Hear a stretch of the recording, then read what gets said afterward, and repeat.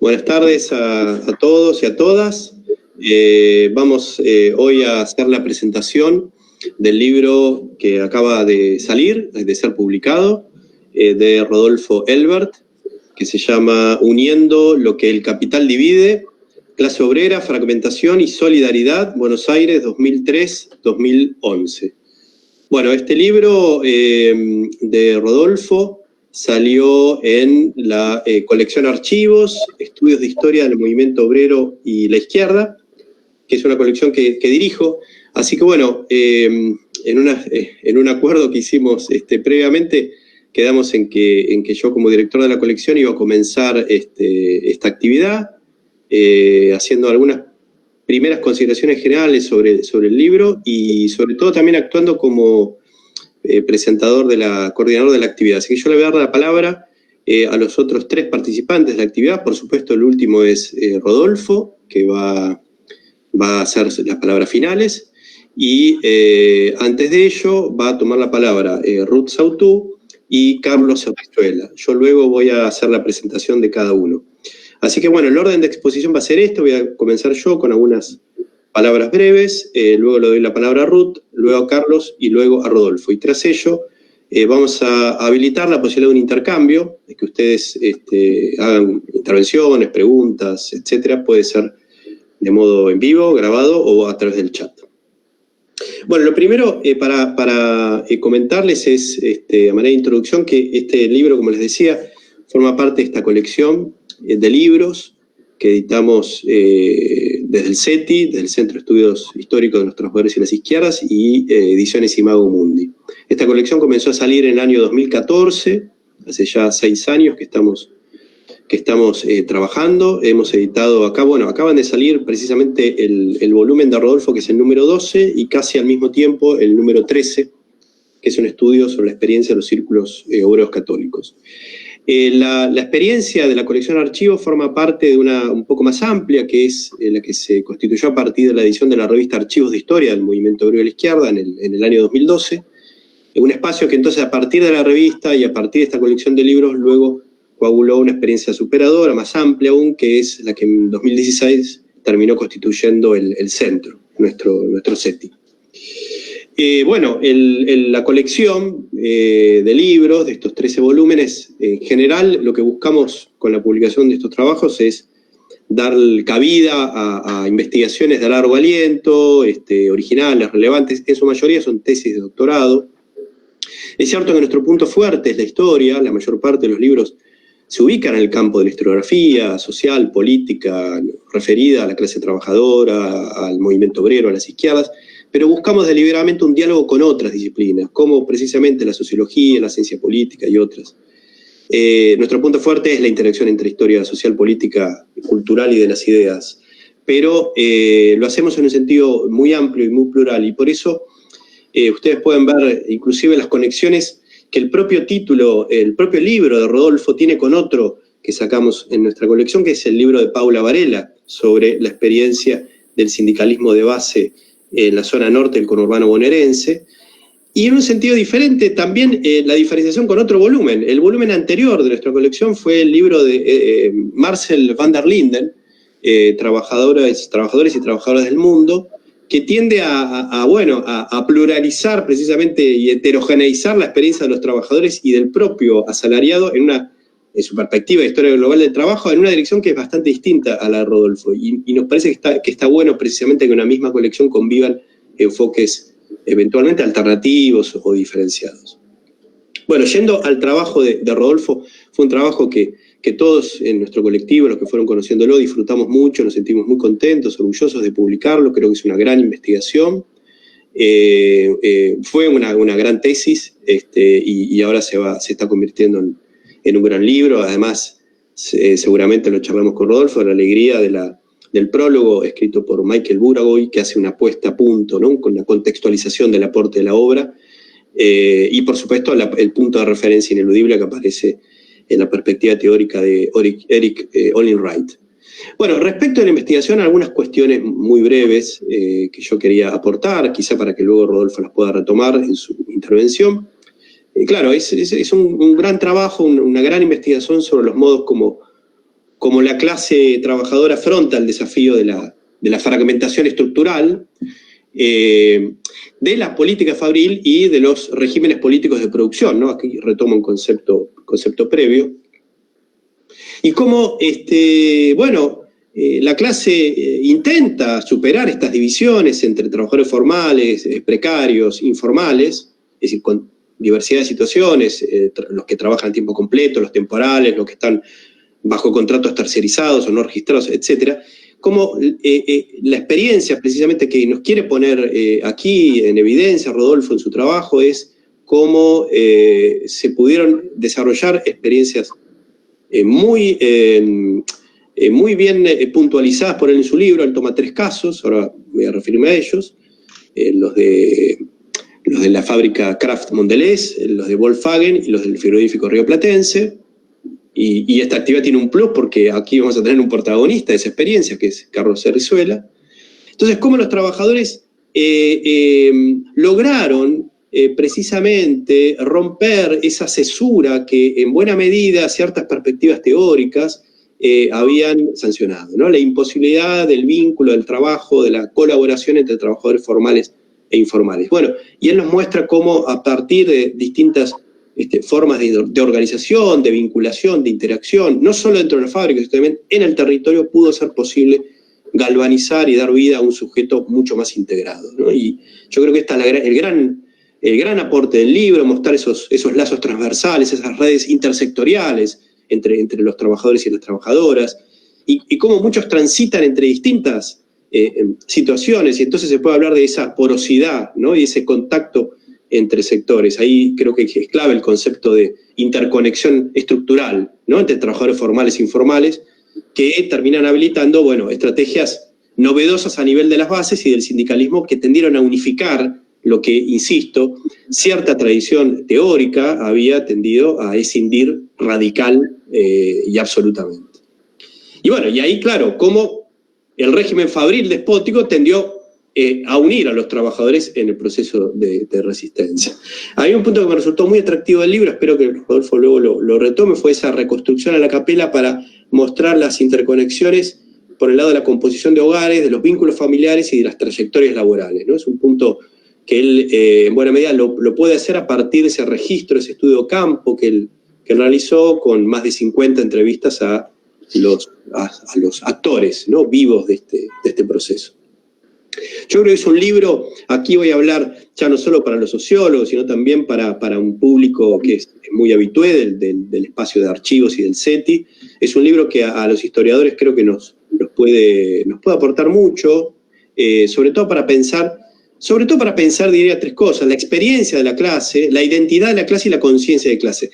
Lógicamente nos llevamos mucho mejor con estos términos y todo lo que ello supone, antes que con el concepto que, por supuesto, es central en el trabajo de Rodolfo y en la perspectiva teórica de Olin Wright, que es el de interés objetivo de clase, con el que comulgamos teóricamente, pero que nos sugieren menos a nosotros para efectuar el análisis historiográfico, pero que obviamente en el trabajo de Rodolfo tiene un gran peso. Y también nos seduce mucho el modo como en el libro aparecen reconstruidas esas formas de organización, la dinámica de la acción sindical, el papel de las distintas orientaciones estratégicas que en el campo se perciben, tanto por parte de la burocracia sindical como de ciertas agrupaciones antiburocráticas. Yo ahí pensaba, claro, este concepto, el libro está preparado para confrontar con los que tienden a absolutizar la idea de la fragmentación, de la dispersión, de la heterogeneización de la clase, y se lo piensa mucho para los últimos 20, 25, 30 años, pero en realidad uno cuando repasa la historia de la clase trabajadora en el mundo, en el movimiento obrero, no solo en Argentina, América Latina, en el mundo, lo que puede percibir es que hay una tradición, precisamente uno de los grandes desafíos de la clase trabajadora y de la posibilidad de estructurar un movimiento obrero fue superar la fragmentación, es decir, no es un problema necesariamente actual. En el caso de la Argentina, cuando cualquiera que conozca la historia de la clase trabajadora y del movimiento obrero en la Argentina puede darse cuenta que la superación de esa fragmentación fue clave, y no por el lado de la división entre formales e informales. Por ejemplo, cuando uno mira a fines del siglo XIX o toda la primera mitad del siglo XX, la cuestión clave no era tanto la división entre formales e informales, sino otra cuestión que era muy específica a la Argentina, que era el factor inmigratorio, que generaba una dispersión étnica y lingüística, y que además le agregaba la discriminación y la subordinación y la mayor opresión de las trabajadoras mujeres. Y bueno, cómo finalmente el movimiento obrero tuvo que darse una serie de tácticas y estrategias para superar esta fragmentación, ¿no? que también buscaba el régimen despótico de fábrica y de taller. Y era una clase trabajadora que tenía disparidades, vaya si no las tenía, directamente hablaban lenguajes diferentes y traían tradiciones sociales y culturales completamente diferentes. Fue muy arduo para el movimiento obrero en la Argentina galvanizar a ese actor. Cualquiera que haya estudiado los periódicos, los volantes, la experiencia de la clase trabajadora en esas décadas puede recordar muy bien lo que costó el proceso de galvanización como sujeto colectivo. Entonces, la pregunta ahí en buena medida es ¿cuándo la clase obrera fue homogénea y no estuvo dividida en sectores, en estratos, ¿no? Esto es algo que la propia tradición del marxismo, el socialismo, pensó muchas veces. Bueno, creo que el libro es un aporte, a mí me resultó un aporte muy interesante para pensar el problema también del agente sindical y político en y con la clase, ¿no? Hay una demostración palmaria en el libro de la conducta de la burocracia sindical, en los tres casos, que bueno, tendió lógicamente a legitimar y apoyarse en la segmentación, ¿no? Y tendió más bien a abandonar a los trabajadores informales o precarios.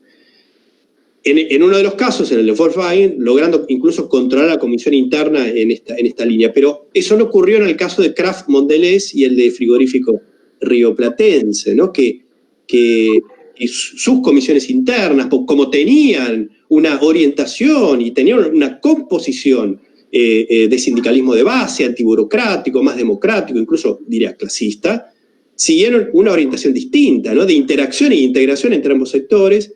En el primer caso lo explica muy bien Rodolfo, en el caso de Kraft más bien buscando la coordinación con otros trabajadores de zona norte, y en el caso de Frigorífico Rioplatense, bueno, Carlos nos podrá hablar más en este sentido, buscando un vínculo bien interesante con el barrio, ¿no? Con el barrio de Las Tunas, que es un tema tan bien trabajado en el texto. Yo, en este sentido, quiero leer al libro como alimento para impugnar las posiciones objetivistas, pues nos muestran el papel clave de la participación de este activismo, porque la clave en el caso de Kraft y Frigorífico Rioplatense, así lo leo, fue el papel de las comisiones internas, ¿no? Y esas comisiones, sus tácticas, sus estrategias, sus prácticas, no se derivaban exclusiva o inmediatamente de ese presente, sino también de un conocimiento acumulado dado por la conciencia política, por lo cual, allí el análisis debe salir dentro y fuera de la fábrica, ¿no? Para explorar las características y el papel que cumplió ese activismo político de izquierda. Me pregunto si no hay elementos incluso para sacar más conclusiones sobre esta cuestión de la politicidad implícita, ¿no? que está presente en estos casos, ¿no? Es decir, reflexionar sobre la cuestión del carácter de agente de la subjetividad política y cómo puede modificar el curso de la dinámica sindical y de la clase trabajadora. Bueno, yo ahí pensaba como dos cuestiones finales ya para terminar, quizá enfocado como una pregunta, dos preguntas para Rodolfo. Ese bien, bueno, en la obra no aparece en mayor medida un trabajo que había tenido cierto impacto, sobre todo en los últimos años en Argentina a partir de su traducción, que es el trabajo de John Womack sobre la posición estratégica, ¿no? Que es un trabajo igual previo y que anuda a una producción anterior de otros autores. Y ahí me preguntaba cómo vos te posicionás y hasta qué punto te había resultado útil o no ese concepto de posición estratégica para analizar el comportamiento de los trabajadores, sobre todo teniendo en cuenta que son tres grandes empresas, ¿no? Es decir, un tipo de empresa, la automotriz, la de esta multinacional de alimentos y la del frigorífico, en el cual estudios como los de posición estratégica a lo Womack se habían prestado mucho. Y la segunda es una inquietud más del presente, que va por fuera del libro, pero que a partir del libro puede cobrar sentido, que es cómo y cuánto pensás que cambiaron las condiciones de la clase trabajadora, de sus posibilidades de lucha, de interacción y de vínculo entre formales e informales, después del periodo que vos analizás. Porque vos considerás el ciclo de la postconvertibilidad, del 2003 al 2011. Que después de la profunda contracción anterior, ¿no?, del ciclo 98-2002, se caracterizó por una fuerte expansión del empleo y cierta recuperación salarial. Incluso algunos hablaban también de revitalización sindical, al menos hasta la crisis del 2008-2009. Pero desde el 2011, esta última década estuvo asignada por el estancamiento, por la caída salarial, incluso por el aumento del desempleo, que es más marcado en el último tiempo, y también junto a medidas de ataque al activismo antiburocrático, incluso de persecución a delegados e internas combativas. Pienso en términos generales de la clase, el Gran Buenos Aires y el país, pero incluso también para los casos particulares de Kraft, Mondelez, de Volkswagen y Frigorífico Rioplatense, y de los sindicatos, de la alimentación, del esmate y de la carne. Entonces, no sé si podrías hablarnos un poco de cómo ves estas perspectivas, ¿no? Quizá incluso en comparación con el periodo que vos analizás respecto de lo que ocurrió esta década que siguió, ¿no? ¿En qué situación está la clase, al menos la clase en el Gran Buenos Aires y en estas ramas y en estas fábricas, a partir de este cambio de contexto, ¿no?, general? Bueno, estas son algunas cuestiones que me gustaban decir. Si quizás hay tiempo podría preguntar algo más, pero si les parece, paso ya a la presentación de los otros dos participantes. ¿Ok, Rodolfo?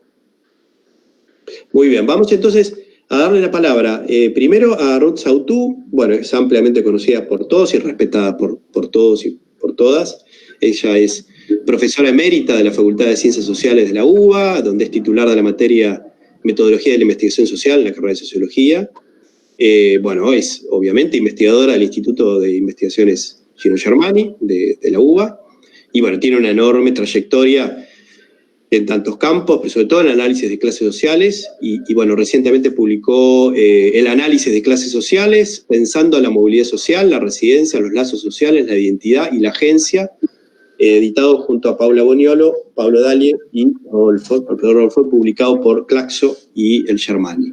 Así que bueno, después de esta presentación, le paso la palabra a Ruth, y yo me muteo. Gracias. Gracias, Rodolfo, por haberme elegido. Me siento honrada. Yo voy a tratar el tema que constituye el basamento sobre el cual hay que interpretar la segunda parte del libro, que es la participación sindical y el papel que juegan las comisiones internas. Y este basamento, lo que podríamos llamar algo así como el contenedor de lo que está sucediendo dentro de la participación sindical, puede ser visto en 3 puntos, que son los que me interesa marcar. El primero es la pregunta que plantea Rodolfo acerca de si los trabajadores formales y los trabajadores informales forman parte de la misma clase social. La segunda pregunta se refiere al papel que juegan las empresas, y él toma 3 ejemplos de empresas, pero podríamos tomar otras empresas y veríamos que hay un patrón de relación entre las características de la organización económica, de la producción, la distribución y comercialización de los productos y la asignación de los ingresos. Veríamos que este patrón se repite, es decir, que hay un componente estructural de base en el cual hay que comprender la inclusión de trabajadores informales dentro de la planta de empleo de estas empresas. Y el tercer tema, que es el que más me entusiasma, es hay trabajadores informales porque hay una economía informal. Este es el tema que nos tenemos que plantear. Si no hubiera espacio para la economía informal, por supuesto no habría empleos informales.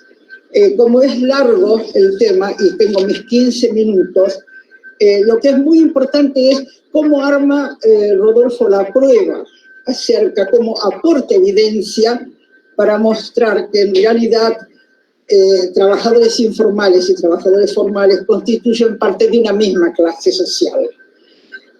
pensemos en las trayectorias laborales como si fueran un camino que tiene dos veredas. Una vereda es la del trabajo formal y la otra es la del trabajo informal. La gente va caminando por esa ruta y se sube a la vereda, a una o a otra, según se le presentan las oportunidades. Y esto es lo que muestra Rodolfo, es decir, que la gente no tiene un comportamiento uniforme a lo largo de toda su trayectoria laboral, sino que hace lo que todos nosotros hacemos. Nos ganamos la vida en lo que podemos. Algunos tienen mejor posicionamiento para ganarse la vida y otros tienen que lucharlo más. No voy a entrar en detalle de los porcentajes, que es muy interesante todo cómo Rodolfo arma la prueba estadística. El otro elemento que él utiliza, y los invito a que lo lean con más cuidado. Yo había anotado todas las estadísticas porque no puedo con mi genio de anotar números, pero no voy a perder, no quiero usar mis minutos en esto. Y es, ¿cómo son las familias? Es que las familias tenemos un trabajador informal y por ahí todos los demás son formales, todos los demás forman planes de otras clases sociales. No. Lo que Rodolfo muestra es que en realidad los intereses de clase y las condiciones básicas de existencia son parte de la familia. Es decir, que la clase social, y esto lo dice Wright en su obra, que la clase social y la familia forman una trama que se nutre una con la otra. Es muy interesante esta parte y les recuerdo que la miren. Y voy al caso de las empresas. Las empresas, yo tomé nota acerca del tipo de trabajo informal que emplean las distintas empresas. Fíjense que ¿cuál es ese patrón? Para entender a las empresas es necesario pensar que la empresa tiene una meta. Si la empresa no tiene una tasa de ganancia que le permite la acumulación, la empresa cierra. Esto fue muy claro en el caso de Santa Elena. La gente dice que la Liebig de la Bobria inglesa cerró en el año 72 por temor a la política.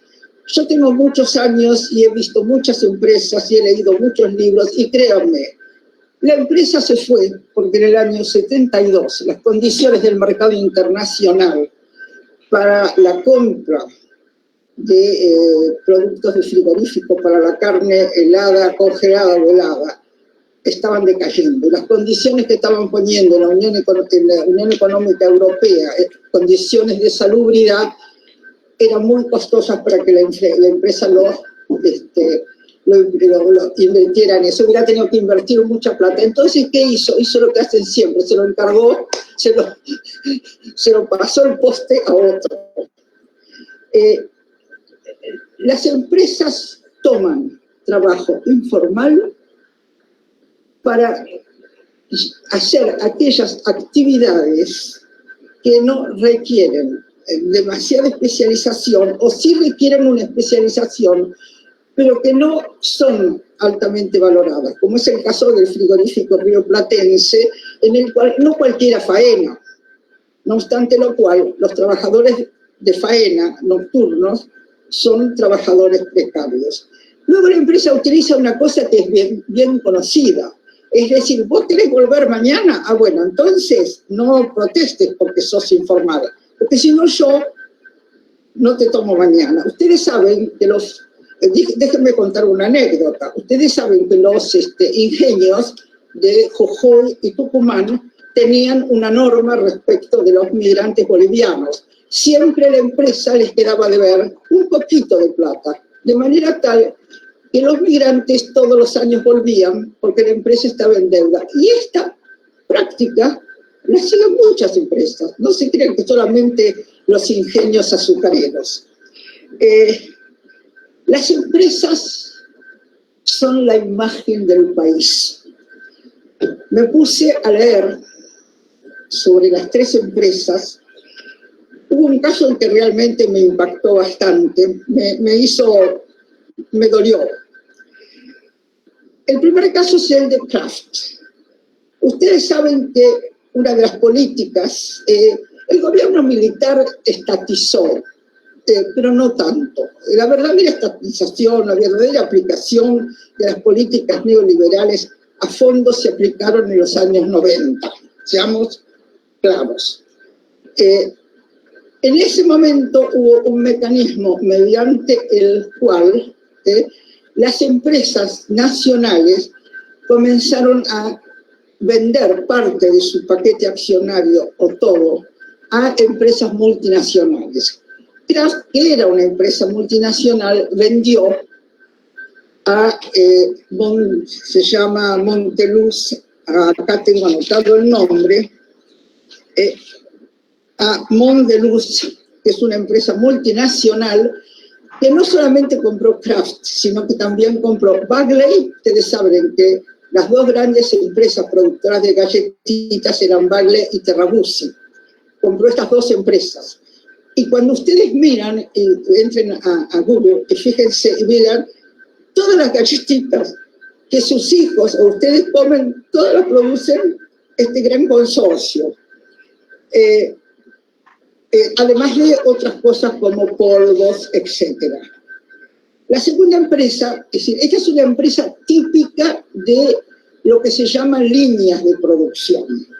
Y en estas líneas de producción incorporan trabajadores informales cuando se producen necesidades que no son permanentes, sino que son necesidades puntuales, lo cual esto reduce muchísimo el costo final del producto y ubica competitivamente a la empresa mejor en el mercado de galletitas o de polvos o de todo lo que produce Kraft. Volkswagen es una típica empresa automotriz que también utiliza, como la anterior, el trabajo informal para llenar huecos. La empresa que más me impactó, porque de alguna manera uno tuvo momentos anteriores en que la conoció, fue Santa Elena. El frigorífico Santa Elena, ¿cómo les puedo decir? Es parte de la historia crápula de la Argentina. Por eso es tan dolorosa. El frigorífico Santa Elena fue fundado por argentinos y la compró la Liebig, que pertenecía al Consorcio Internacional de Frigoríficos de la Bordeaux.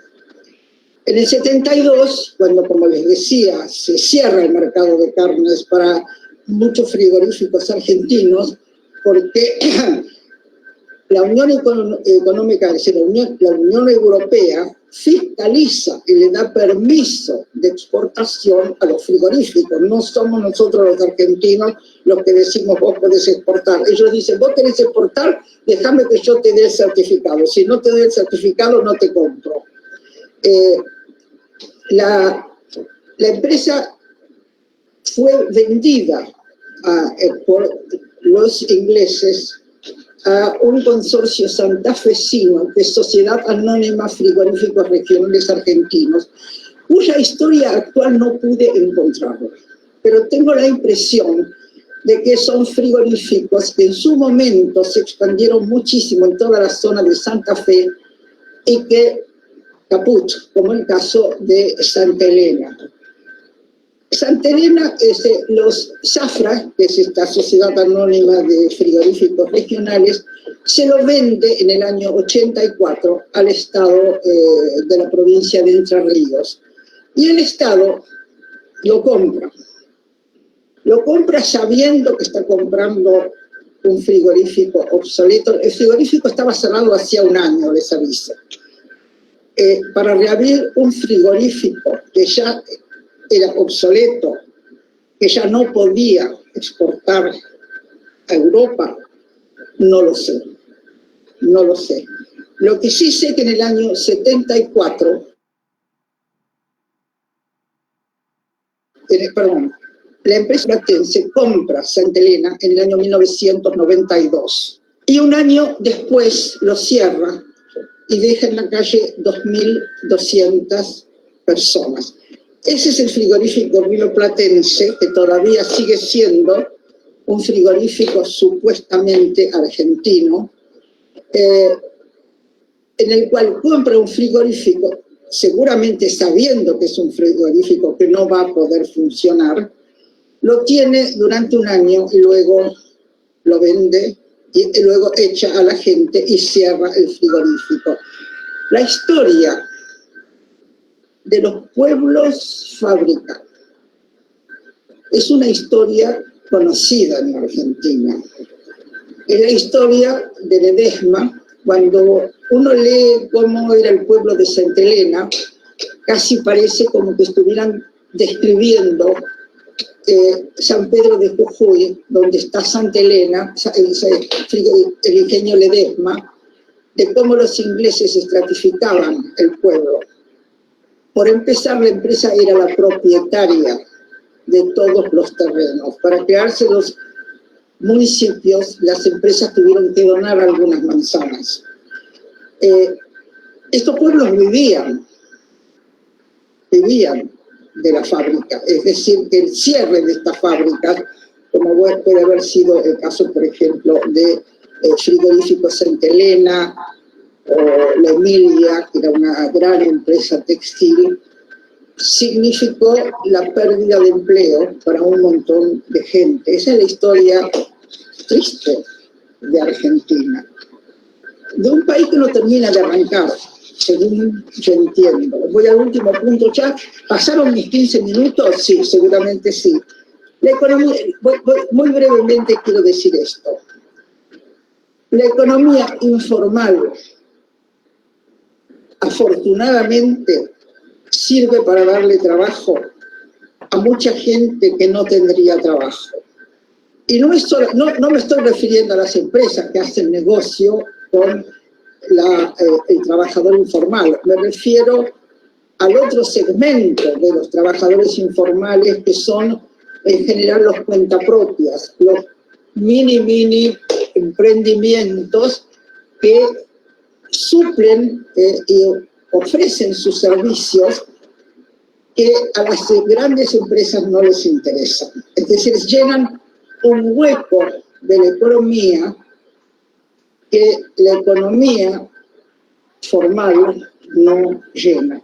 Yo cumplí con mis 15 minutos, discúlpenme si me excedí. Gracias por escucharme. Bueno, muchas gracias, Ruth. Perfecto, los 15 minutos.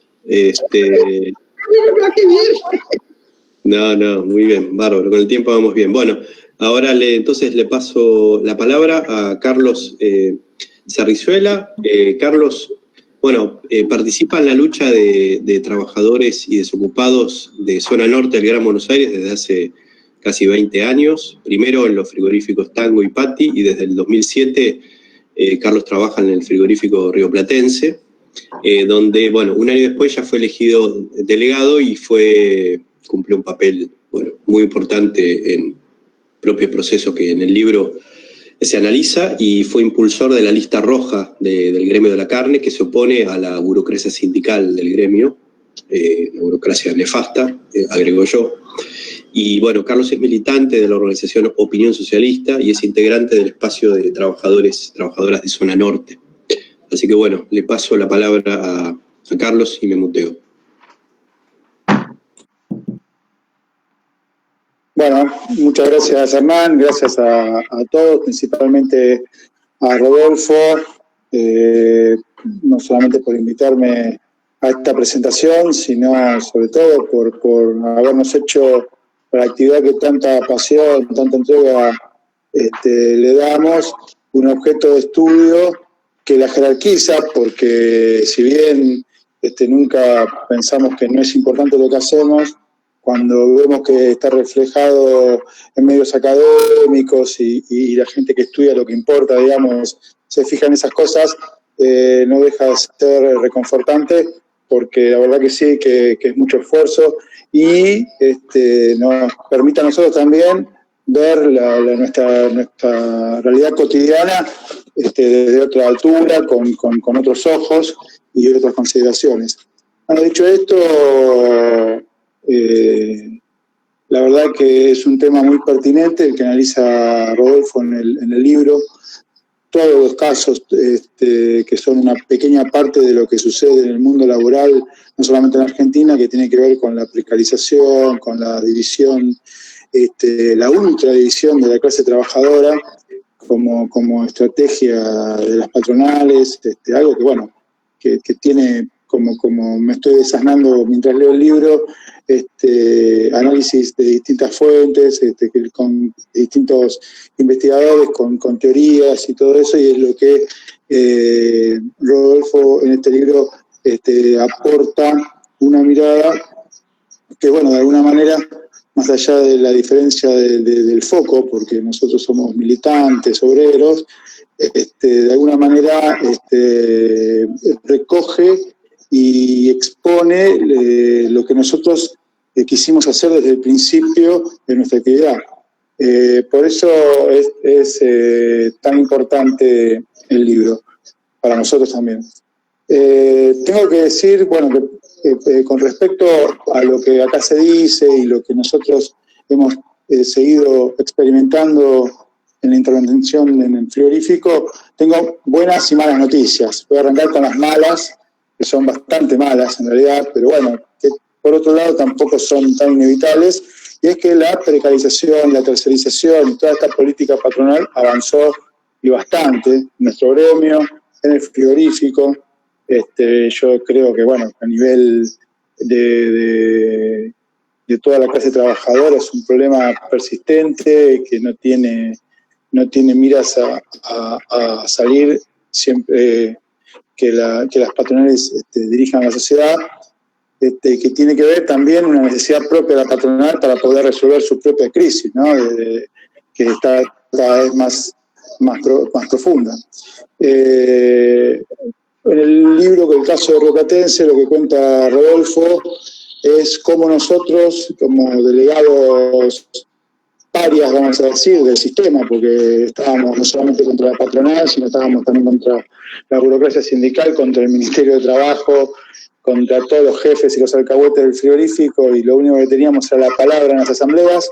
A partir de ese rol que cumplimos, bueno, pudimos organizar un reclamo y una de las partes más importantes que tuvimos fue la pelea por la igualdad de derechos para todos los trabajadores ahí en el frigorífico, que es una demanda natural que sale sola desde el momento en que algunos compañeros se ven perjudicados por el simple hecho de la planta permanente, tener menos condiciones y todo eso. Y nos ven desde la parte de la planta permanente, que no es que éramos tan privilegiados que digamos, pero sí, en comparación relativamente sí, como la lucha por las demandas de los compañeros precarizados también ayudaba a la lucha propia. Lo que cuenta Rodolfo en el libro, que queda en el 2011, es que nosotros logramos conseguir algunos derechos para los compañeros sin cambiar la raíz de la cuestión, del problema, ¿no? De la división que hace la empresa. Bueno, a partir de entonces nosotros hemos avanzado bastante, después de lo que plantea, de lo que se cuenta en el libro, donde se hace el análisis de las estrategias que tuvimos, uniendo todos los sectores del frigorífico, un frigorífico en el cual cualquiera que sabe cómo es un frigorífico sabe que son varias fábricas juntas. Tener la faena, que es por un lado es una fábrica con un horario, una dinámica totalmente que es diferente del resto de por ejemplo, la despostada, que es donde separan la carne del hueso, es como otra fábrica con otra forma, bueno, y así.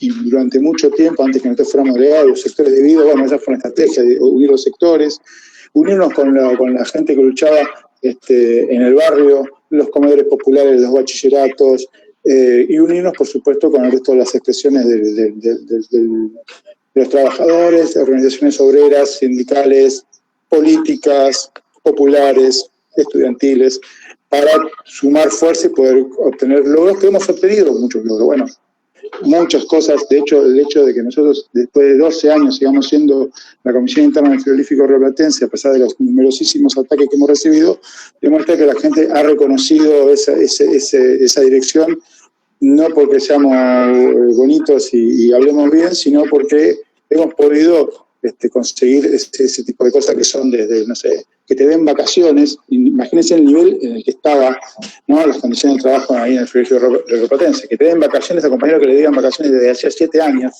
que paguen las horas extras, que paguen el aguinaldo en fecha, que nos den la carne que producimos nosotros al precio del mayoreo, bueno, y etcétera, etcétera. Tenemos un montón para decir. Y en el campo preciso de la cuestión de las tercerizadas, sí, nosotros, después de la experiencia que cuenta Rodolfo, tuvimos más experiencias. Pusieron una contratista de limpieza, y en un momento en que nosotros teníamos bastante fuerza, logramos, si bien no incorporarlos a la planta permanente, lo que sucedió bastantes años después y por una necesidad de la empresa, sí por lo menos afiliarnos a nuestro gremio, cambiar el convenio que tenían, que era el de maestranza, que cobraban la mitad de lo que cobrábamos nosotros, hasta que, bueno, después de pasar unos años la patronal diciendo cuál es la diferencia de tenerlo por la planta permanente y la tercerizada estaba directamente borrada, los absorbieron para la empresa. Pero eso fue uno de los ejemplos, y el otro fue cuando peleamos por otra tercerizada muy importante, con más de 100 trabajadores, que hace un trabajo muy importante, que es la despostada, que les comentaba, donde separan la carne del hueso y donde están los operarios más especializados, donde están las categorías más altas del gremio. Este sector tercerizado que trabaja acá, todavía está trabajando, logramos ponerle representación sindical y a partir de entonces pudieron pelear por sus derechos, bueno, con un montón de idas y vueltas, pero que generó también un nivel para el conjunto. Después de eso tuvimos más inconvenientes que tienen que ver también con toda una ofensiva de la patronal y del que corta el bacalao, digamos, porque los gobiernos en todas sus expresiones han acompañado esto. A ver, la industria de la carne, la industria frigorífica, la ganadería, tiene un componente muy especial en el tema de la exportación. Lo que se ha operado en los últimos 20 años fue una concentración impresionante de la industria en muchos menos frigoríficos, y lo que se ha logrado con eso es profundizar la tercerización.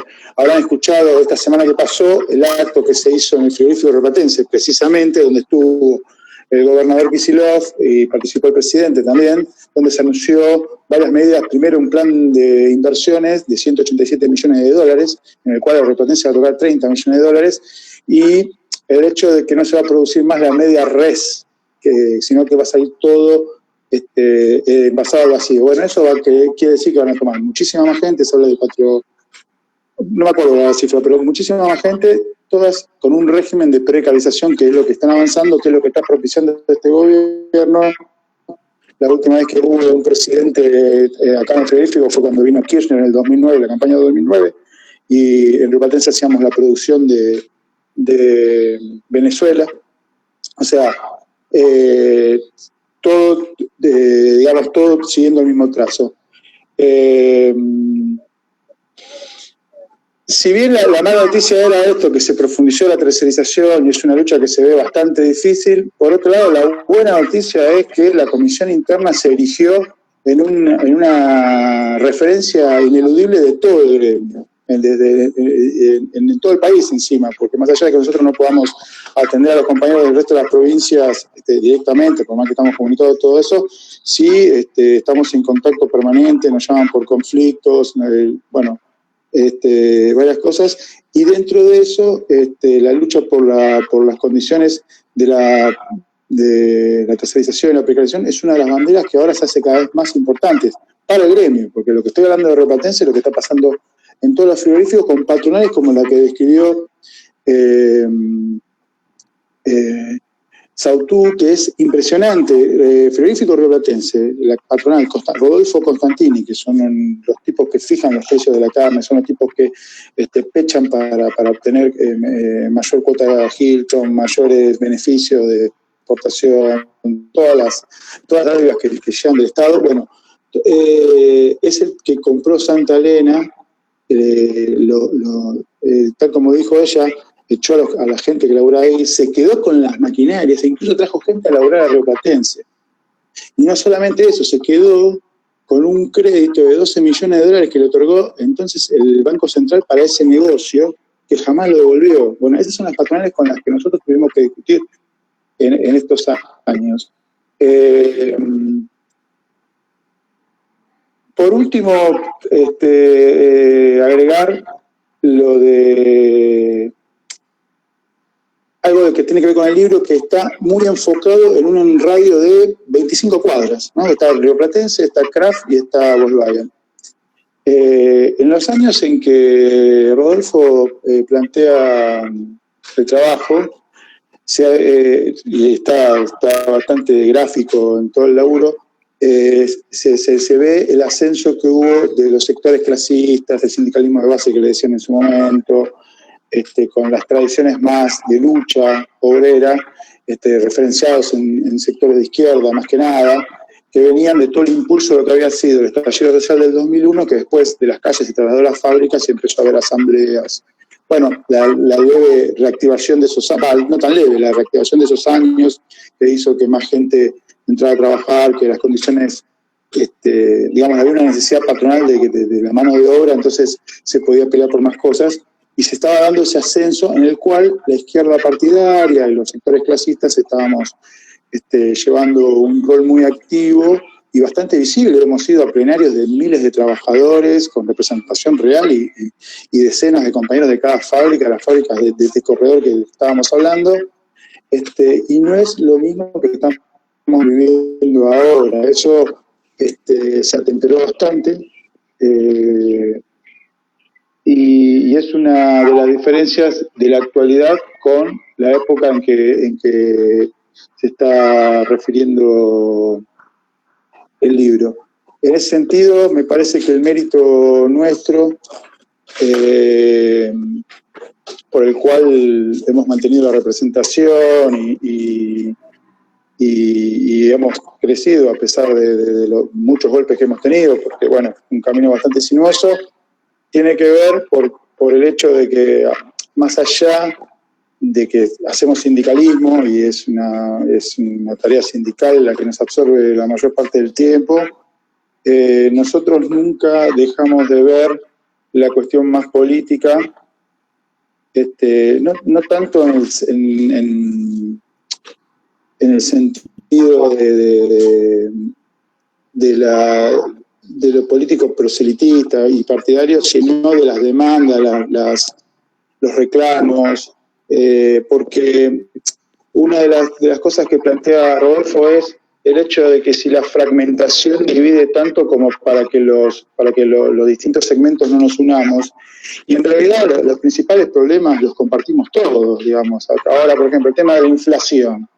Lo compartimos, lo que estamos en blanco, lo que están contratados, lo que están sin recibo, lo que laburan incluso vendiendo medias en la calle, el problema de la inseguridad, el problema de la flexibilización laboral que sigue avanzando, el problema, bueno, todos los problemas, y me parece que el hecho de hablarle a todos por igual y darle prioridad a los problemas de mayor a menor en función de lo que más abarca a los trabajadores, las trabajadoras, a nosotros nos dio y a pesar de que yo, por ejemplo, tengo afiliación partidaria, milito, soy de izquierda, todo el mundo sabe que soy de izquierda, paso prensas adentro del laburo, afuera, publico permanentemente las posiciones de nuestra corriente o de otras corrientes que por ahí coincidimos, o cuando quiero dar alguna información, bueno, pero cuando yo me refiero a referencia política, es política de la clase trabajadora, de plantear políticamente qué nos conviene a los obreros frente a cada instancia que nos plantea la realidad. Digamos que en los últimos años hemos perdido bastante, o sea, el gremio nuestro venía de la época de los 12 años del kirchnerismo, que había sido la concentración, acompañada por una gran crisis de la industria, en el cual hubo cierre de fábrica, despido, qué sé yo.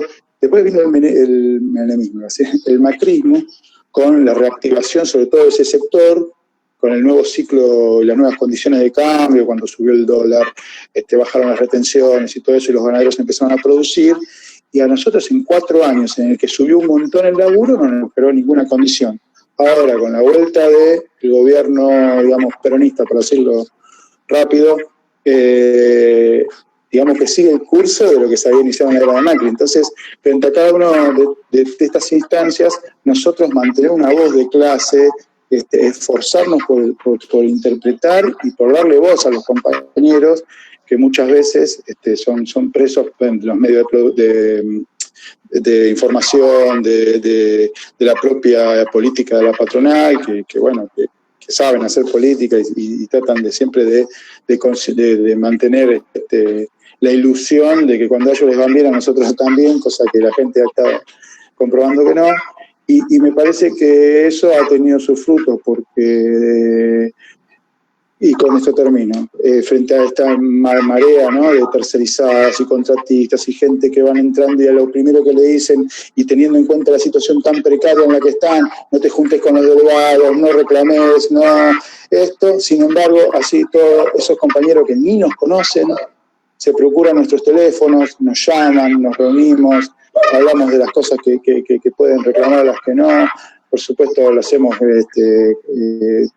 tratando de cuidar que los compañeros no queden expuestos, etcétera.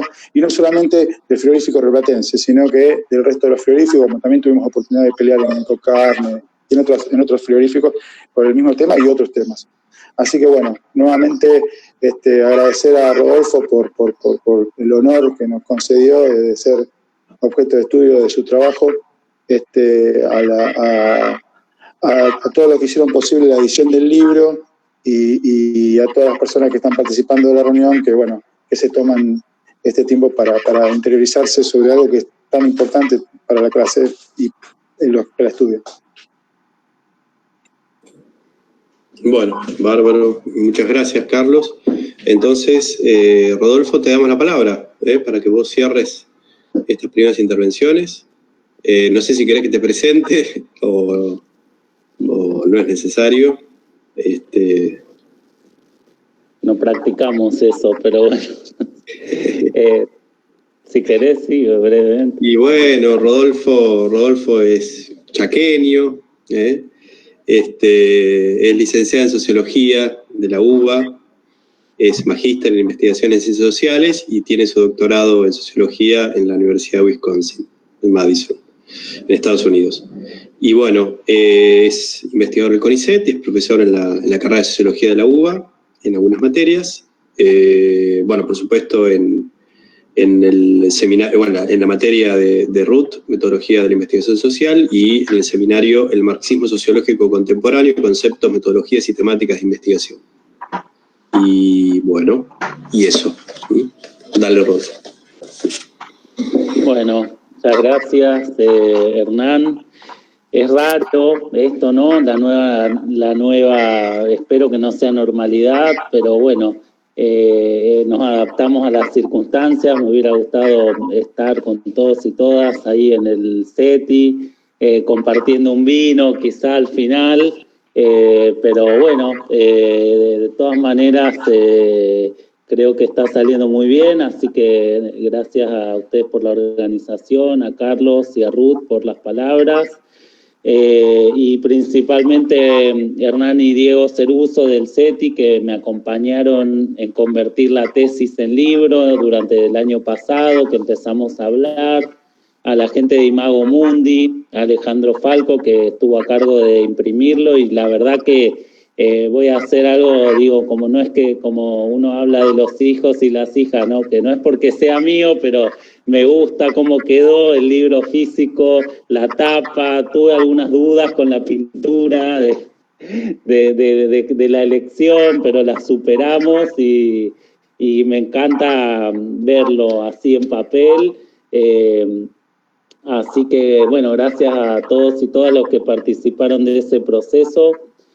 Ruth especialmente, que me formó en la UBA, y gracias por las palabras. Hace 20 años que trabajo con ella, con Pablo, Paula, Boniolo, Mercedes, Virgilio, toda la gente del equipo, nuevas generaciones que me acompañaron en todo este proceso. Y de Carlos también decir que fue una relación muy especial, está en el centro del libro y el centro de la investigación mi relación con Carlos, porque siempre hay alguna, o yo por lo menos como investigador viví siempre algunas fricciones con la militancia, con los delegados, con la gente del campo, porque es verdad, viene esta persona que viene de Estados Unidos, qué quiere hacer, se me pega como una mosca, que quiere saber todo lo que hago, todo lo que por qué hice esto, por qué hice lo otro.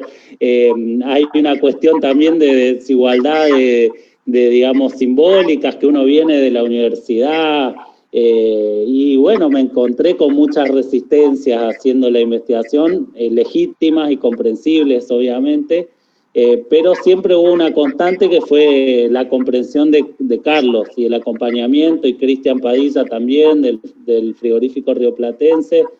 Y siempre, si a mí me preguntan lo que tiene que ser un militante de izquierda en la fábrica, creo que voy a dar ese ejemplo, porque tuvo la solidaridad y la comprensión para saber quizás lo que yo estaba haciendo, y dejando de lado la desconfianza y quizás las cuestiones que surgen, así que desde ya gran parte de lo que logré fue por esa apertura que tuvo Carlos y Cristian y todos ellos, y los compañeros y compañeras de otras fábricas también, de Kraft, militantes de Volkswagen que quizás estaban clandestinos porque no estaban abiertos en su militancia de izquierda, y también fueron muy importantes para esta investigación. Así que bueno, quiero agradecerles en el nombre de Carlos a todos ellos y a todas ellas también.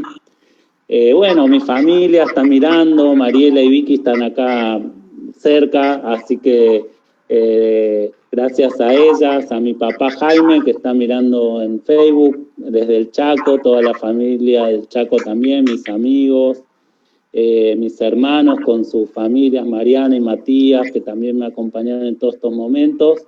Y bueno, es un lindo momento, es el cierre de una etapa. Cuando yo empecé el doctorado en Estados Unidos, allá por el año 2005, 2006, ya pasaron 14 años, así que creo que es un buen momento me tomé algunos añitos entre una cosa y la otra para pasar a otros temas, y estoy muy contento que el libro quede como testimonio de todo ese trabajo. Así que, bueno, quiero aprovechar también, antes de ir al tema del libro, de recordar la memoria de Eric, que fue mi director en este trabajo, Eric Colin-Wright, que falleció hace un poquito más de un año. Y bueno, para mí fue importante llegar allá. Yo estaba trabajando con Ruth, y Ruth siempre nos decía, bueno, tienen que hacer un posgrado, tienen que formarse. Veníamos del 2001 y estábamos ahí, y Ruth decía, bueno, no importa las crisis de este país, si uno estudia va a enfrentar mejor las crisis, y también va a estar más preparado para la buena, cuando viene la buena económica, bueno, las posibilidades de becas y esas cosas. Así que bueno, ahí me mandé para Estados Unidos, no lo conocía, le mandé un mail a Eric y así empecé a tener un contacto con él. Justo había estado en Wisconsin, así que usé un poco la referencia de Federico, que también para que Eric, para que le resuene algo de quién era yo, de qué podía llegar a ser, y bueno, así empezó la historia en el 2006, 2005 en realidad, y bueno, para mí, yo ni siquiera sabía que Eric estaba vivo, básicamente, había leído algunos trabajos, no sabía que era un profesor que estaba en plena vigencia, y bueno, fue un shock cuando me contestó ese primer mail, y después la posibilidad de ir a trabajar con él. Fue un desafío porque era una persona muy buena y muy amorosa, pero también muy exigente, entonces uno siempre tenía que estar a la altura de esa exigencia, y creo que bueno, el acompañamiento de él, un poco yo creo que esta tesis y este libro es un trabajo, como se dice, a cuatro manos, porque siempre él me exigía, bueno, los informes preliminares, qué estás pensando, me corregía, a veces yo le mandaba 10 páginas de lo que estaba pensando el proyecto y me devolvía 20 de comentarios, así que pienso que se construyó un poco este objeto de investigación, este problema de investigación, a cuatro manos, como digo, me gusta decir. Y hay dos historias, anécdotas que quiero recordar de Eric en el transcurso de esta investigación. La primera fue que cuando yo terminé de hacer las entrevistas en las tunas y en el frigorífico, en Kraft, volví a Wisconsin con el trabajo de campo hecho, donde ya tenía algunas conclusiones cualitativas respecto de estos vínculos entre lo formal y lo informal, pero tenía la base de datos de la encuesta que me había brindado Jorrat y el equipo del CEDOP, y no sabía si los datos de la encuesta sobre lo formal y lo informal iban a estar en concordancia con lo que yo pensaba y que había construido toda la investigación. Entonces tenía mucho miedo de que tire los primeros cuadros y no pase nada. Entonces, bueno, en un momento se lo planteo a Eric y me dice, bueno, mirá, tu investigación es científica porque podés estar equivocado. Y no me dejó muy tranquilo, la verdad, porque quería decir que yo cuando empecé a tirar los cuadros podía dar todo al revés de lo que yo pensaba. Pero por otro lado me dio la seguridad de que él confiaba en el carácter científico del trabajo. Por suerte, un poco pueden ver en el capítulo 1, algunas de las hipótesis se confirmaron.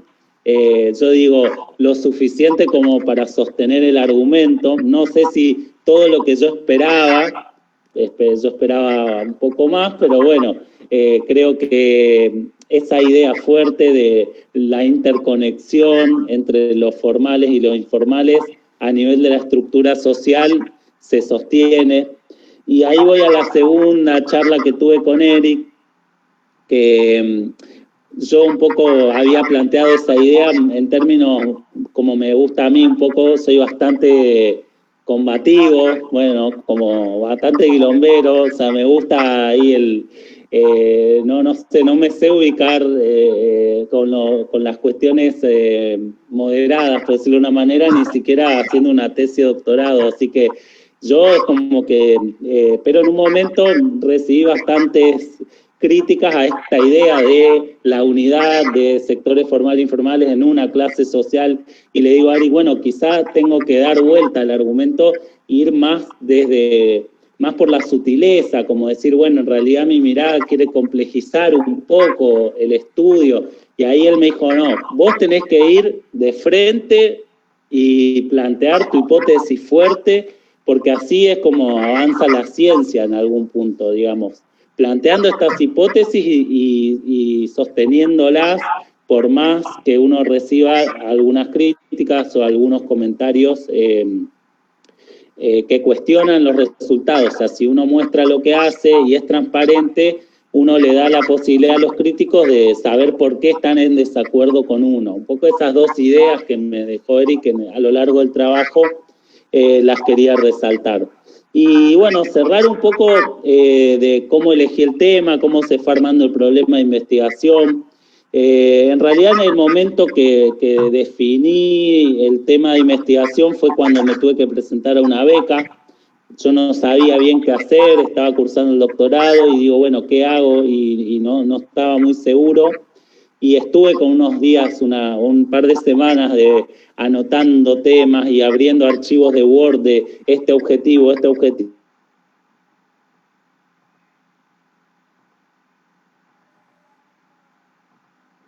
Así en términos amplios, los vínculos entre trabajadores formales e informales en la Argentina, era un poco en la época esa, y me encontré con un compañero del doctorado que yo le digo, bueno, la verdad que estuve muy angustiado estos días pues no sabía qué iba a estudiar, y me dice, bueno, ¿y qué vas a estudiar? Bueno, y le cuento, y me dice, bueno, pero vos desde el día 1 que llegaste acá, todos saben que ibas a estudiar eso, así que, bueno, a veces como que yo ya estaba enfocado en la clase obrera, estaba enfocado en la identidad de clase, que es un tema que trabajé con Ruth desde el principio, pero a veces el trabajo académico necesitas esos momentos de duda y de angustia que ni siquiera vos sabés, pero que en realidad ya es lo que él me decía, todos sabíamos que vos ibas a terminar estudiando eso, así que me tranquilizó un poco. Y finalmente creo que el problema en sí de investigación de esta fragmentación, lo que es la fragmentación estructural y la lucha política, yo un poco ¿cómo se dice? La absorbí, como tengo esta doble pertenencia muchas veces de estar en lo académico y tener un interés político por la izquierda, una mirada izquierda, trato siempre de que mis investigaciones toquen un poco de esos dos mundos, y creo que post-2001 en la izquierda había un debate sobre qué hacer respecto del movimiento de desocupados, cómo insertarse, y un poco ese debate político me quedó a mí, digamos, en la cabeza y lo fui procesando. A la vez el debate de la sociología, que tiene 40, 50 años, sobre la masa marginal, como se la llamaba en los 70, o sea, fueron dos como carriles que uno a veces piensa que la investigación académica es algo muy aislado y muy puro, que tiene que ser objetivo, imparcial, como nos dicen algunos, pero en realidad, en mi caso, estas dos líneas estaban ahí en las lecturas. Me acuerdo que la primera vez que me hizo un poco un clic en la cabeza con el tema de la fragmentación, justamente en un proyecto que estábamos trabajando con Ruth, que Ruth dice, bueno, vamos a estudiar a la clase trabajadora consolidada. Y yo, como buen joven irreverente, decía, no, ¿cómo puede ser? ¿Qué quiere decir consolidada? No, la clase trabajadora es una, no puede ser, y ahí, pero de alguna manera ahí empecé a entender esa palabra, ¿no? Que consolidada quiere decir muchas características que históricamente fueron adquiriendo los trabajadores gracias a la lucha del movimiento obrero, y que después de un momento neoliberal como nos tocó en el mundo desde los 70, se fueron perdiendo, pero quedó ese núcleo. Entonces, bueno, un poco también está eso en el germen de la investigación, ¿no? Ver cómo ese núcleo se vincula con aquellos que se cayeron del núcleo, o a los que quizá nunca estuvieron, en diferentes planos, tanto al interior de la fábrica como en el vínculo con el barrio.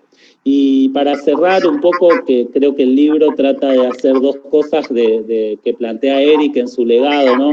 De que la sociología marxista, el marxismo sociológico, tiene que hacer un diagnóstico científico del capitalismo, de la sociedad capitalista, y a la vez tiene que tratar de investigar caminos posibles o vías posibles de construir una sociedad alternativa, que muchas veces en los trabajos académicos esa pata está como flaca, digamos. Entonces el libro un poco también refleja eso. El capítulo de la encuesta es un diagnóstico de la estructura social, y los otros dos capítulos tienen en el enfoque del sindicalismo combativo o clasista, o lo que en esa época se llamaba el sindicalismo de base, un poco de futuro, digamos.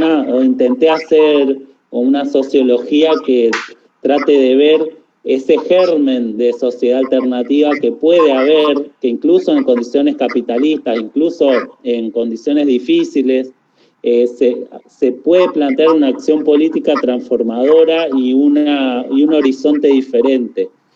Si a mí me preguntaban en 2011, yo pensaba que quizá este sindicalismo de base iba a lograr ganar sindicatos. Era lo que yo pensaba, lo que yo preveía, digamos, y que se iba a ir ganando influencia. Bueno, obviamente que esa es la parte de la esperanza, ¿no? de la investigación, pero más allá de que algunos sectores avanzaron, como cuenta Carlos, con su influencia en otras fábricas del gremio de la carne, y otros retrocedieron o están ahí en la lucha.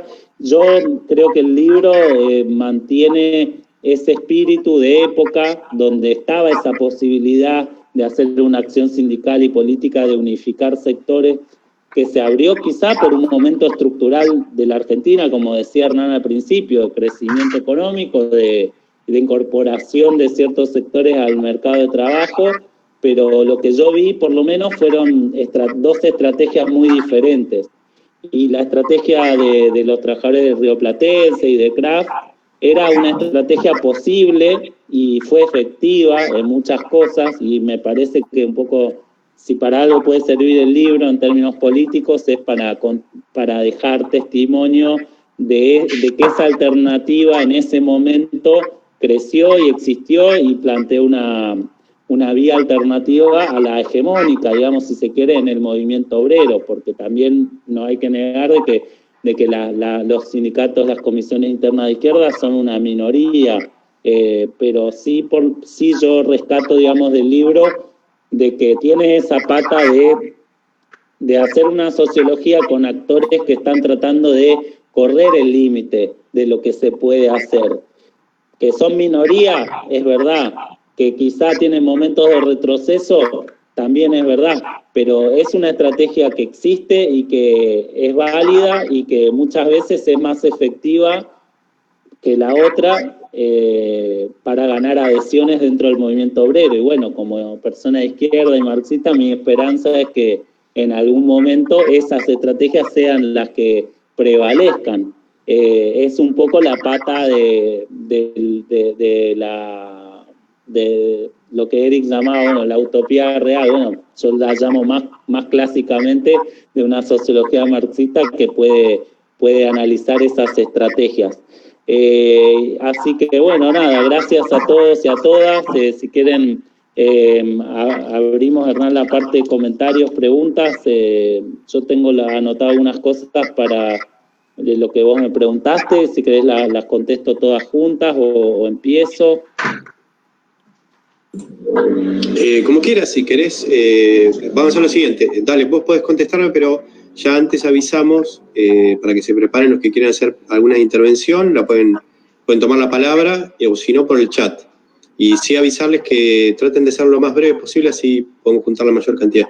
Mientras tanto, dale, si querés comentar algo más de eso.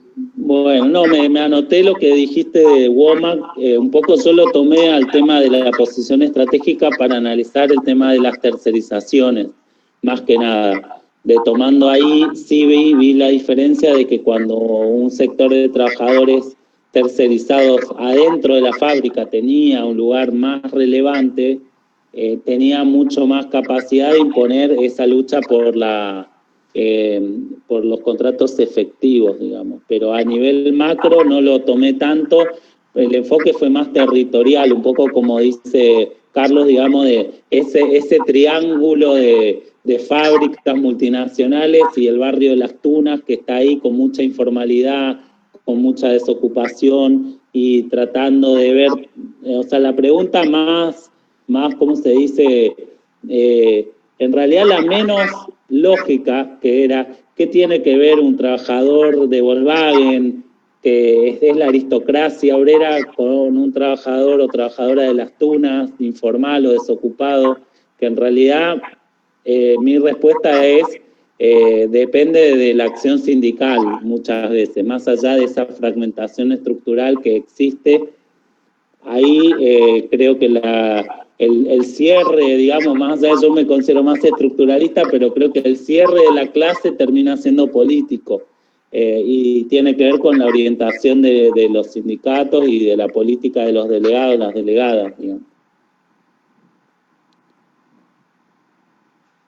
Bueno, bárbaro. Abrimos entonces la posibilidad de algunas intervenciones. No sé si alguien quiere tomar la palabra por acá. Yo te pedí por el chat, compañero, si puede ser. Sí, dale, Alfredo. ¿Qué tal? Buenas tardes, compas. ¿Qué tal, Rodolfo? Bueno, no, saludarlo, felicitar por la actividad, me parece muy interesante. Solo compartir con ustedes, bueno, soy de Pacheco, vivo en Pacheco, milité en esta zona, conozco el trabajo, soy compañero de Carlos, y decir lo siguiente: me parece que la experiencia relatada y analizada, además de un aporte del tipo del que se estuvo explicando aquí, es una herramienta también para el conocimiento de uno de los sectores que se ha movilizado mucho, que ha sido una referencia, que sigue siendo en la zona, que se mezcla con la 60, que se mezcla con Kraft, que se mezcla con los docentes que ganamos. O sea, la lista roja disputó el sindicato y casi ganó el sindicato, perdió por 56 votos frente a la burocracia de Molina, que sale del propio rioplatense, ¿no? Nosotros colaboramos en eso activamente, fuimos parte de esa experiencia, y en 2013 nosotros mismos ganamos la seccional Tigre a Baradel, digamos, la lista celeste. Somos también una expresión del sindicalismo de base, por decirlo así, más allá de que ganamos una pequeña seccional. Y están los compas de Praxair, también lo veo acá al compa Maxi también. Ellos venían también de una experiencia similar, como que todas esas cosas van convergiendo y forman parte de una franja, digamos, de experiencias que hay, que son más diversas, que abarcan a otras fábricas también, y me parece sumamente importante que el mundo académico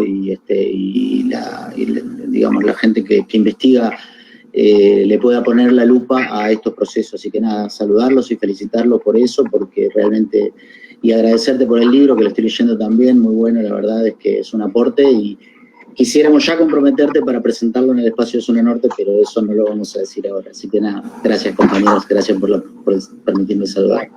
Gracias, Alfredo. Me dejan decir una cosita, quiero agregar un dato, ¿puede ser? ¿Puede ser? Sí, claro. Vale. Los datos que vos analizaste, Rodolfo, son de una encuesta del 2007. Nosotros tenemos una encuesta, vos sos miembro, lo mismo que Paula y Pablo, una encuesta en toda el AMBA de 2015-2016. Y esa encuesta nueva incluye lo que se llama varias trayectorias, entre las cuales está la trayectoria laboral. Cuando yo puse el ejemplo del camino de 2 veredas, estaba pensando en los datos de esta encuesta que estuvimos mirando con Joaquín Carrascosa, que no sé si anda por ahí, y Diego Paredes. Una de las cosas que uno justamente encuentra es este cambio, donde uno va ocupándose de lo que encuentra. Particularmente es importante en los primeros años de la vida laboral. Más o menos alrededor de los 30 o 35 años la gente se asienta. Así que si analizan los datos de esta encuesta sobre los trabajadores informales, te vas a encontrar que vas a tener muchos más datos que sostengan tus hipótesis, nada más que eso. Bárbaro, muy bien, Ruth. Bueno, ¿alguien más, compañero? Me pareció divina la tapa de Edvard Munch, que es uno de los pintores preferidos por mí. Me encantó. Ahí tengo que decir que Hernán y Diego me terminaron de convencer. Pero no estaba en duda, pero cuando le dije Munch, qué linda tapa. Viste, Rodo, viste que tenías dudas. Tenías razón en dirigirla, ¿sí? Bueno, a ver si hay alguna otra intervención. Ahí está Pablo. Que tome la palabra. Hola, buenas tardes a todas y todos.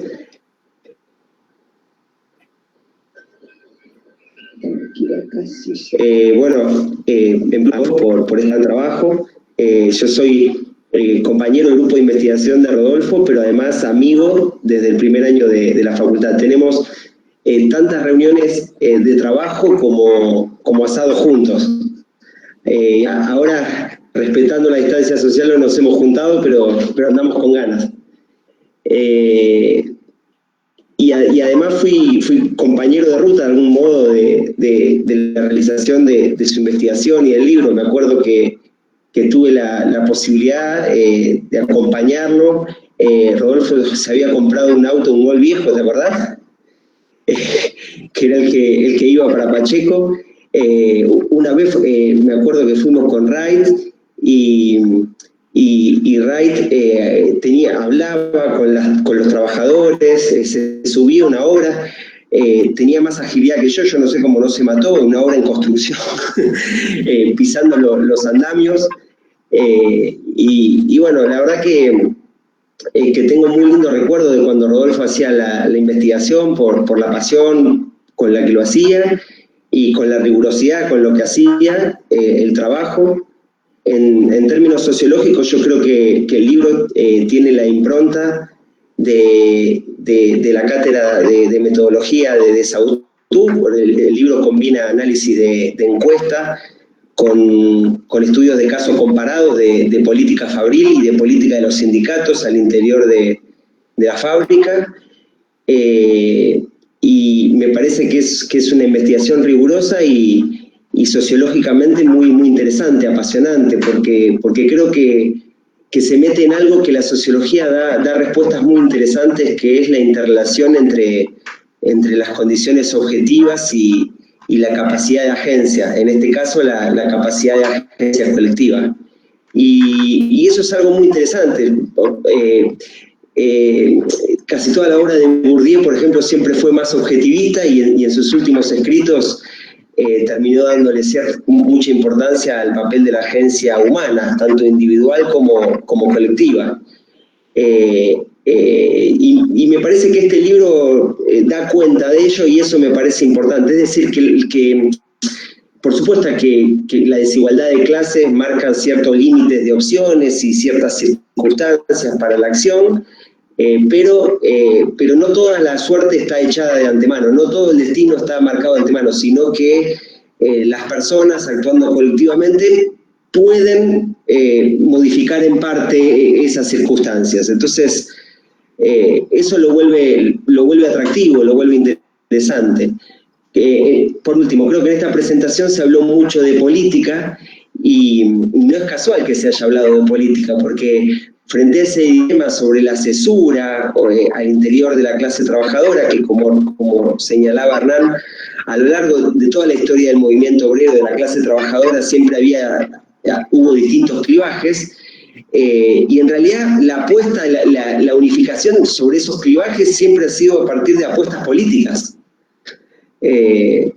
Bueno, nada, quería decir eso. Creo que eso, que el libro es muy interesante y nada, lo felicito a Rodolfo, estoy orgulloso con él y bueno, a festejar, nada más.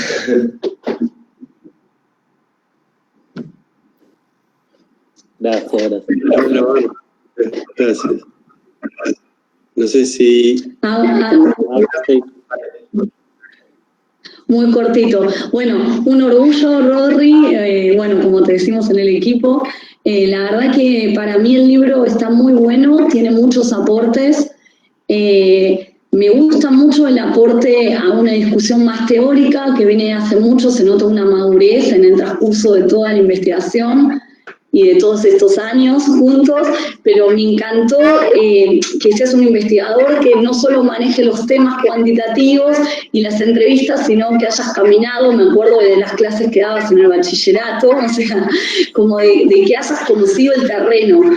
Bueno, ahí nosotros compartimos un poco el objeto de estudio de la territorialidad y como que cruzábamos datos y me parece que fuiste como muy comprometido, no solo en ir como a hacer la investigación, sino comprometido, bueno, con el ámbito que estabas, y me parece que el libro tiene muchas claves y que tiene muchos aportes, no solo desde lo teórico, como decía, una discusión más general, sino también el caso empírico, de la rigurosidad del tratamiento de los datos. Rodolfo me decía cuando teníamos 20 y pico años, si hacemos bien la sistematización de los datos, tenemos más del 50% del trabajo hecho. Así que eso me gusta mucho y también me parece que, bueno, que también reúne un poco el tema de cómo has progresado a lo largo del tiempo, de cómo has trabajado diferentes metodologías y cómo pudiste enlazar todos esos datos y bueno, cómo se reflejan eso también en un caso empírico, en ese tratamiento, además de los posicionamientos y de las conclusiones o los hallazgos que llega el libro, que me parece que está como muy bueno, y la forma que tuviste como de sintetizarlo, me parece que bueno, que se muestra, ¿no?, como un gran investigador, y también, bueno, quizás eso no se muestra en el libro, pero sos un gran compañero, tenés como muchos códigos, y bueno, eso para mí es como muy importante dentro de la academia, así que lo resalto. Bueno, y mis felicitaciones y bueno, ya queremos ver más libros, así que a trabajar. Gracias. Bueno, buenísimo, compañeros, compañeras. No sé si hay alguna otra intervención en el Facebook. Después mirá también, Rodolfo, en el muro del set hay varios comentarios. Hay varios de Díaz, Mariela Díaz, que la conocé, y sin micrófono, por eso. Javier Díaz, que no tiene nada que ver familiarmente, pero ahora le doy la palabra a Adriana. También hay varios comentarios sobre la investigación. Con los días me va bien, eso seguro. Sí. Y luego hay también de gente del sur, Mariana Giareto, amigos de gente de Chaco. Después alguien que creo que hace comentarios muy favorables del libro, pero es totalmente imparcial, Jaime Elbert. No, obvio, ahí seguro que... Y bueno. Es mi principal agente publicitario. Exactamente. Jaime está ahí firme en el Facebook, no necesito otra publicidad. Exactamente. Bueno, hay varios comentarios muy elogiosos y de apoyo y de saludos y sobre todo de gente que dice que va a comprar el libro. Muy importante eso. Es importante. Que va a comprar el libro, sí, y lo va a pagar sin descuento. Así le llega. Bueno, Adriana, creo que Adriana Collado, ¿querías hablar, Adriana? Sí, muy breve. Primero felicitarte, Rodolfo, porque me parece que no lo terminé de leer, pero en lo que estuve leyendo sí encontré este espíritu que nombraste, ¿no? De un poco también tratar de conciliar el para qué uno hace la investigación sociológica, ¿no? ¿Qué aporte puede darle o qué aporte puede dejar? Y en eso me pareció como muy importante esto que dijo el compañero de rioplatense, porque es algo bastante complicado, ¿no? Para los trabajadores encontrar algo que sea legible, entendible, que genere empatía y que entonces pueda servir verdaderamente. Así que yo te felicito y te súper agradezco que esto esté presente en el libro. Gracias, Adri.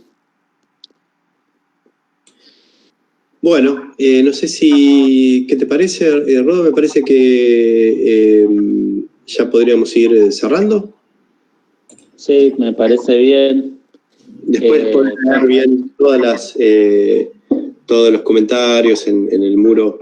Después vamos a también a subir la charla y se va a ir reproduciendo. Tuvo una buena cantidad de escuchas. Así que, bueno, yo creo que podemos dar el cierre. ¿Querés hacer una consideración final, vos, Rodolfo? No, agradecerles a todos y todas los que participaron. Veo muchos amigos, muchas amigas, compañeros, y